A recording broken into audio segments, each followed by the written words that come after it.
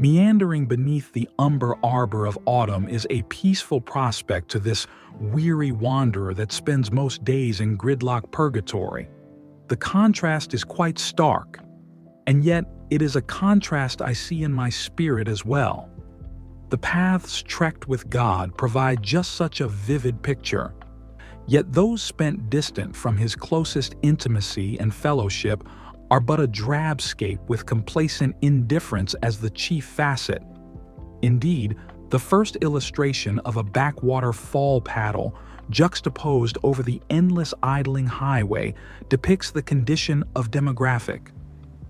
To experience the peace of the bayou, I must be on the bayou. To experience the serenity of the windswept plain, I must be in its proximity.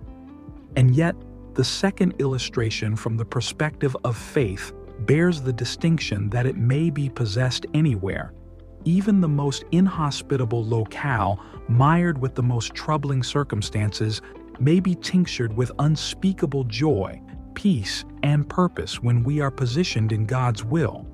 Spurgeon well said, "The trials of the Christian life you shall find heavy, but therein you shall find grace to make the burdens light and able to be borne, for you shall possess the joys and delights of being children of the Almighty." We will all find ourselves in stale seasons of discontent, longing for our notion of this globe's peace.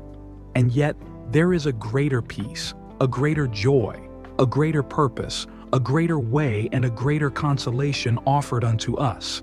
It requires no fuel in the tank, nor tread on the tires, nor thrust from the turbo fans, nor blisters on the feet, nor wind in the sails.